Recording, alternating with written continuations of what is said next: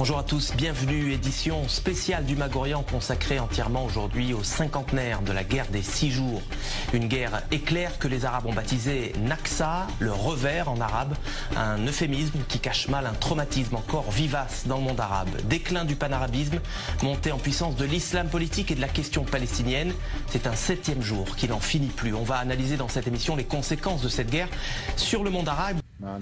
Moshe Dayan, Yitzhak Rabin, Uzi Narkis, autant de noms associés à la victoire militaire israélienne en 67. Mais si je vous disais que le roi du Maroc, Hassan II, avait aussi contribué à la victoire éclair de l'État hébreu.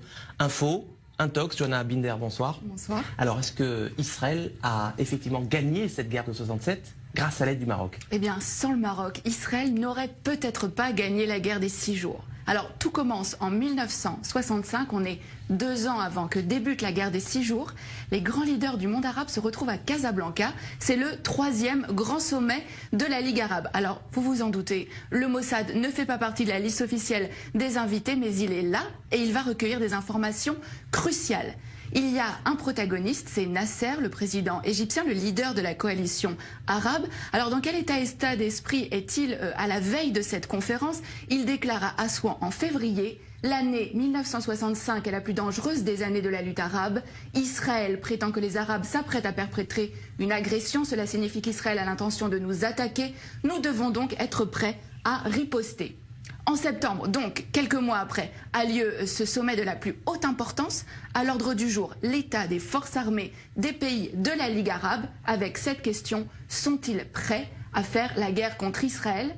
L'autre homme clé de cette histoire, c'est Hassan II, le roi du Maroc. Il va permettre aux renseignements israéliens de connaître ses ennemis. Et c'est à ce moment-là que le Mossad va donc entrer en action. Oui, absolument. Le Mossad va donc préparer cette opération en amont de la conférence.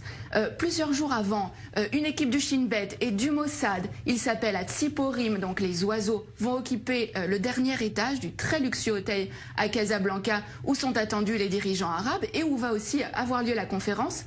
Mais la veille de ce sommet, Hassan II est pris de panique et il somme les agents israéliens de quitter l'hôtel. Mais au terme de cette conférence, il va livrer aux agents israéliens l'enregistrement complet de cette conférence. Hassan II a tout enregistré en secret. Il n'a pas confiance dans les invités de la Ligue arabe. C'est à peine croyable. Mais qu'est-ce que les Israéliens vont bien pouvoir découvrir sur ces cassettes? Alors, les enregistrements vont révéler qu'il est question de créer un commandement arabe unifié pour mener les hostilités contre Israël. Et le point crucial, c'est que les rangs arabes sont profondément divisés. On va pouvoir entendre des échanges extrêmement vifs entre Hussein de Jordanie, mais aussi Nasser.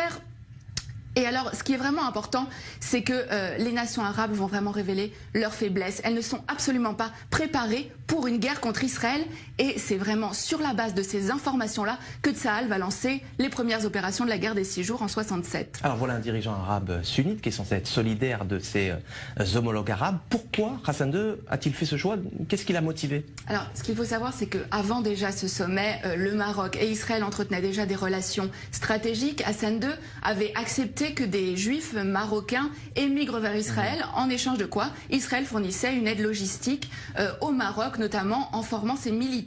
Et suite à cette opération, qui a vraiment été considérée comme le fleuron des renseignements israéliens, Israël est en dette vis-à-vis du Maroc. Seulement un mois plus tard, en octobre, cette dette a un nom, c'est Mehdi Ben Barka, le plus farouche opposant d'Hassan II. Le Mossad participe à l'opération Baba Batra. L'objectif, c'est faire disparaître absolument Ben Barka, Baba Batra aux initiales donc de Ben Barka, mais c'est aussi le nom d'un traité du Talmud. Le Maroc a donc été un allié indispensable à Israël dans la guerre des 6 jours, même si, on le voit bien, aucun cadeau n'est gratuit. La petite histoire de la grande histoire. Merci Johanna Binder pour ces détails croustillants, dignes des plus grands films d'espionnage. Merci d'être passé nous voir sur le plateau du Mag-Orient.